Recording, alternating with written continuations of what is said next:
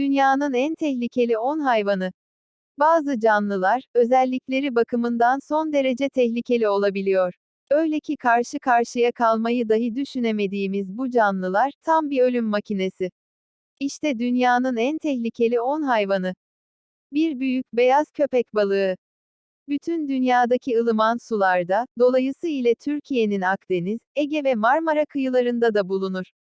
Bazı kaynaklarda, Karadeniz'de de bulunduğu belirtilir.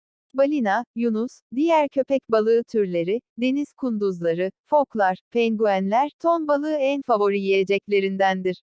Yılda en az 10 insanın ölümüne neden olur. 2. Kara mamba.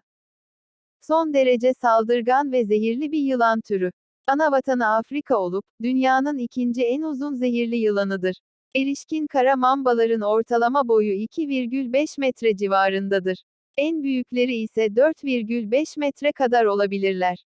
Kara mambalar isimlerini zeytin yeşiline çalan vücut renklerinden değil, ağızlarının içindeki siyah renkten alırlar.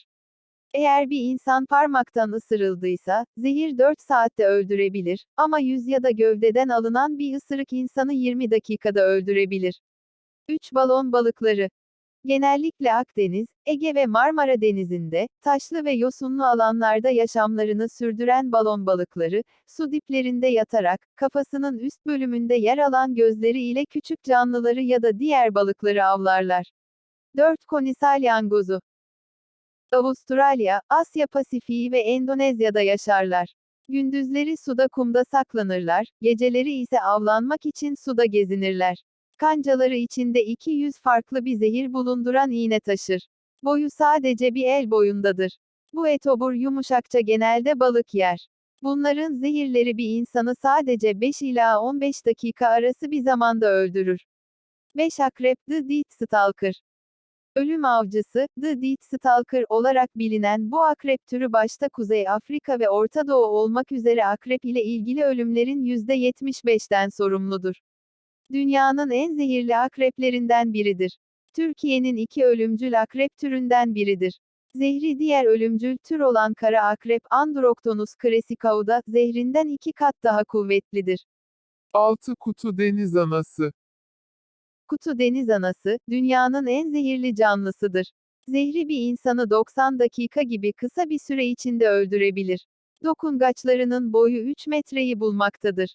Hint Pasifik'inde yaşar. 7. Kutup ayısı. Soğuk Kuzey Kutup bölgesinin karlı sahillerinde ve buzullar üzerinde yaşayan ayı türüdür. Yaşamakta olan en büyük kara etoburudur. Bulunduğu ortamdaki en büyük katildir. Kutup ayısı hem karada hem denizde hem buzda hem de su içinde rahatlıkla avlanır. 8. Çeçe sineği. İnsana uyku hastalığını bulaştıran çeçe sineği, Orta ve Batı Afrika'da özellikle de Zaire'de ırmak kenarlarında yaşar. Boyu 6 ila 16 arasında değişen çeçe sineği, ev sineğinden biraz daha iri yapılı, seyrek ve sert tüylüdür. Rengi kahverenginin değişik tonlarında olur. 9. Afrika aslanı. İnsanlar aslında av listesinde olmamasına karşın Afrika aslanlarının özellikle avlamak için insan aradıkları iddia ediliyor. 1898'de Kenya'da 9 ay içerisinde 28 demiryolu işçisinin aslanlar tarafından öldürülmesi bu iddianın en büyük dayanağıdır. 10. Sivrisinek. İşte dünyanın çok insan öldüren hayvanı. Sivrisinek. Sivrisinekler her yıl yaklaşık 700 milyon kişiye hastalık bulaştırdığı ve her yıl 2 ila 3 milyon insanın ölümüne neden oldukları tahmin ediliyor.